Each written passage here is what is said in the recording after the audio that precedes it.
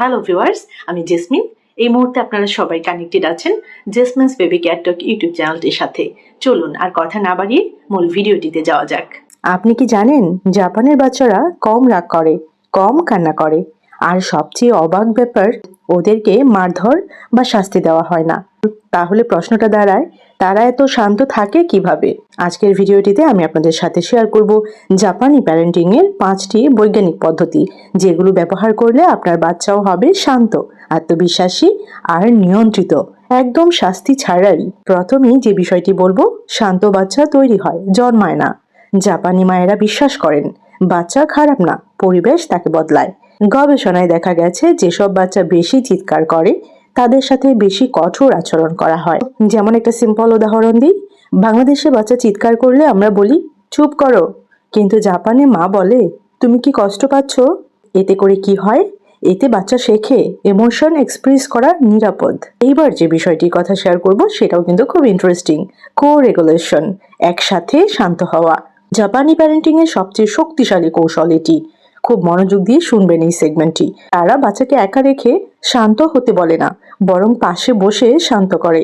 যেমন একটা ছোট্ট উদাহরণ শেয়ার করি, বাচ্চা রেগে গেলে মা চুপচাপ তাকে জড়িয়ে ধরে, হাগ করে, অথবা পাশে বসে থাকে। এতে কি হয়?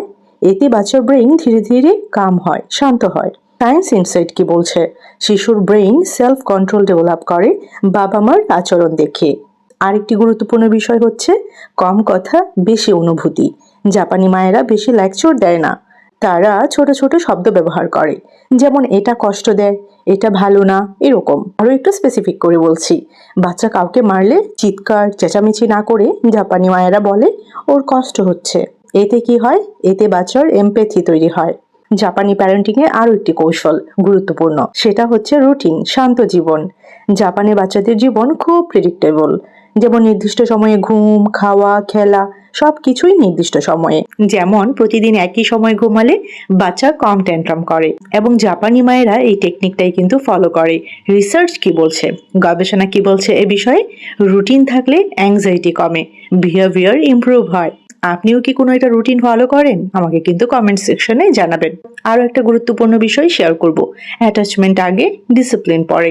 জাপানি মায়েরা প্রথমে সম্পর্ক গড়ে, তারপর শিখায়। তারা বিশ্বাস করে কানেকশন ছাড়া কারেকশন কাজ করে না। যেমন বাচ্চা দুষ্টুমি করলে আগে তাকে কাছে টেনে তারপর বোঝায়। এতে করে কি হয়?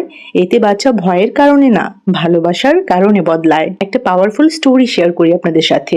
একটা 4 বছরের বাচ্চা দোকানে কান্না করছিল। বাংলাদেশে হলে হয়তো বকা খেত, কিন্তু জাপানি মাটা নিচু হয়ে বলল তুমি কি এটা খুব চাও? বাচ্চা মাথা নাড়লো। মা বলল আমি বুঝতে পারছি, কিন্তু আজকে আমরা এটা নিতে পারবো না। 5 মিনিট পরে বাচ্চা নিজেই শান্ত হয়ে গেল। কারণ কি বলুন তো? কারণ তার অনুভূতিকে অস্বীকার করা হয়নি। কিছু কমন মিস্টেক্স রয়েছে যেগুলো আমরা চেষ্টা করব না করার জন্য। কি করবেন না? চিৎকার করা, লজ্জা দেওয়া, যেমন তুমি খারাপ, একা রেখে দেওয়া, এই কাজগুলো করা ঠিক নয়। এগুলো বাচ্চাকে আরো অস্থির করে তোলে। কি করণীয় আমাদের? কি করবেন আপনি? বাচ্চার অনুভূতি আগে বুঝুন, পাশে থাকুন, দূরে না সরান। ছোট বাক্যে বাচ্চাকে বোঝান, নিয়মিত রুটিন রাখুন, ভালোবাসা দিয়ে বাচ্চাকে শেখান। এই যে 5টি স্টেপ রয়েছে, এই স্টেপগুলো আমরা ফলো করতে পারি।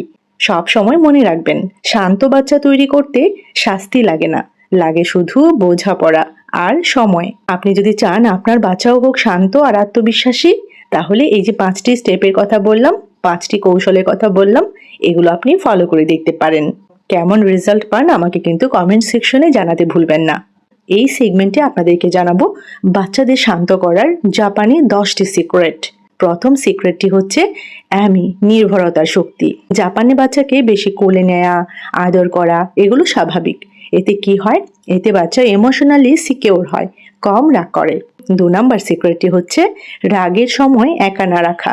জাপানি মায়েরা কখনো বলে না ওখানে গিয়ে বসো, তারা পাশে থাকে। এটাকে বলে কো-রেগুলেশন। 3 নাম্বার সিক্রেটটি হচ্ছে চিৎকার না করে ফিস ফিস করে কথা বলা। বাচ্চা চিৎকার করলে মা উল্টো আস্তে কথা বলে। এতে কি হয়? এতে বাচ্চার ব্রেন ধীরে ধীরে কাম হয়। 4 নাম্বার সিক্রেট কৌশলটি হচ্ছে না কম, বিকল্প বেশি। এটা করো না, ওটা করো না, এরকম না না বলে চলো এটা করি। এতে কি হয়? এতে কনফ্লিক্ট অনেকটুকুই কিন্তু কমে যায়। 5 নাম্বার সিক্রেটটি হচ্ছে শাস্তির বদলে অনুভূতি শেখানো। বাচ্চা মারলে বলে ওর কষ্ট হচ্ছে, এতে কি হয়? এতে এমপ্যাথি তৈরি হয়, বিহেভিয়ার নিজে থেকেই ঠিক হয়। 6 নম্বর সিক্রেটটি হচ্ছে নিয়মিত রুটিন পাওয়ার। প্রতিদিন একই সময় ঘুম, খাওয়া, খেলা, এটা আপনারা অবশ্যই মেনটেন করবেন। এই সিক্রেট কৌশলটা কিন্তু দারুণ। একটা নির্দিষ্ট রুটিন থাকা, প্রতিদিন একই সময় বাচ্চা ঘুমাবে, প্রতিদিন একই সময় বাচ্চা খাবে এবং প্রতিদিন একই সময় বাচ্চা খেলবে। এতে করে কি হয়? এই যে প্রেডিক্টেবল লাইফ, এতে করে বাচ্চা কম ট্যান্ট্রাম করে। 7 নম্বর সিক্রেটটি হচ্ছে পাবলিক শেম না দেওয়া। জাপানি মায়েরা কিন্তু লোকের সামনে বকা দেয় না। অনেক মানুষের সামনে, আত্মীয় স্বজনের সামনে কিন্তু ইনসাল্ট করা ঠিক নয়। এতে করে কি হয়? এতে বাচ্চার সেলফ রেসপেক্ট থাকে, কম জেদ করে বাচ্চা। 8 নম্বর সিক্রেটটি হচ্ছে নিজেরা কাম থেকে এক্সাম্পল হওয়া। জাপানি প্যারেন্টরা জানে শিশু শোনে না, অনুকরণ করে। আপনি কাম, বাচ্চাও কাম, মানে কাম প্যারেন্ট কাম চাইল্ড। 9 নম্বর সিক্রেটটি হচ্ছে টাচ থেরাপি, স্পর্শের জাদু। মাথায় হাত বোলানো, জড়িয়ে ধরা, এগুলোতে কি হয়? অক্সিটকিন হরমোন বাড়ে, এবং অক্সিটকিন হচ্ছে লাভ হরমোন, এবং এই যে অক্সিটকিন হরমোন বাড়ে, এতে করে কিন্তু বাচ্চার স্ট্রেস অনেকটাই কমে যায়, স্ট্রেস কমে। লাস্ট বাট নট লিস্ট 10 নম্বর সিক্রেটটি হচ্ছে কানেকশন আগে, কারেকশন পরে। আগে ভালোবাসা দিয়ে কানেক্ট করে, তারপর ভুলটা বোঝায়। এতে কি হয়? এতে বাচ্চা ভয় না পেয়ে শিখে। সংক্ষেপে আমি যদি একটি গোল্ডেন রুল বলি আপনাদের জন্য, তাহলে সেটা হচ্ছে বাচ্চাকে চুপ করাবেন না, বুঝতে চেষ্টা করুন বাচ্চাকে। এই সেগমেন্টে খুবই ইন্টারেস্টিং একটি টপিক আমি আপনাদের জন্য শেয়ার করব। সেটা হচ্ছে জাপানি কাম রুটিন। বাচ্চাদের জন্য সারা দিনের একটি সহজ রুটিন। সকাল 7টা থেকে 9টা কাম স্টার্ট, যেমন ঘুম থেকে উঠেই কোলে নিন বাচ্চাকে, অথবা জড়িয়ে ধরুন। এটা হচ্ছে আমি। তাড়াহুড়া না করে ধীরে ধীরে দিন শুরু করুন। 1 থেকে 2টো সিম্পল চয়েস দিন বাচ্চাকে, লাল জামা নাকি নীল জামা, এরকম।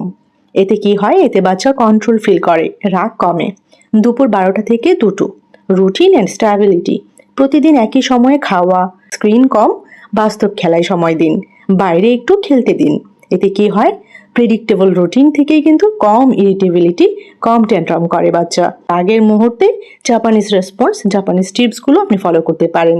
যেমন চুপ করো, এইগুলো বলবেন না। রাগের মুহূর্তে কি করবেন?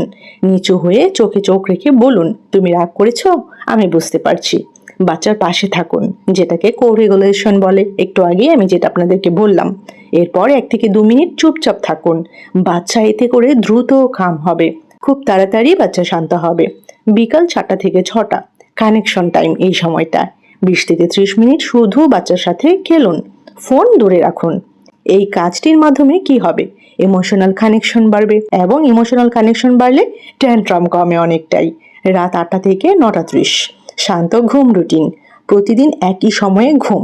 ঘুমের আগে অবশ্যই গল্প বলা, হালকা আদর, একটু জড়িয়ে ধরা, এবং আলো কমিয়ে দিন, যেটা কিন্তু অবশ্যই দরকার। এতে করে কি হবে? বাচ্চার ভালো ঘুম হবে, এবং বাচ্চার যখন ভালো ঘুম হবে তখনই কিন্তু বাচ্চা কম রাগ করবে। এইবার সবচেয়ে গুরুত্বপূর্ণ 3টি জাপানি নিয়ম আপনাদের সাথে শেয়ার করব। কানেকশন আগে, কারেকশন পরে, কম কথা, বেশি অনুভূতি, বাচ্চাকে একা একা না রেখে পাশে থাকা। এই 3টি নিয়ম অবশ্যই কিন্তু আপনি ফলো করবেন, এবং খুব ভালো একটা আউটপুট, ভালো একটা রেজাল্ট পেতে পারেন কনসিস্টেন্ট যদি এটা আপনি ফলো করেন। ফাইনালি আপনাদের জন্য একটি ম্যাজিক ফর্মুলা দেব, যেটা কিন্তু খুব কার্যকরী এবং খুব দরকার। সেটা কি? সেটা হচ্ছে রাগের সময় বাচ্চাকে ঠিক করবেন না, পাশে থাকুন। কেমন লাগলো আজকের ভিডিও? অবশ্যই কিন্তু আমাকে কমেন্ট সেকশনে জানাবেন। আর এরকম ছোট বড় আরো অনেক ইনফরমেটিভ ভিডিওস পেতে এই চ্যানেলের সাথে কানেক্টেড থাকবেন। Jesmin's baby cat talk YouTube channel. সবাইকে অসংখ্য ধন্যবাদ জানাচ্ছি যারা শেষ পর্যন্ত ভিডিওটি দেখেছেন। তো সবাই ভালো থাকবেন, বাচ্চাদেরকে ভালো রাখবেন। আল্লাহ হাফিজ।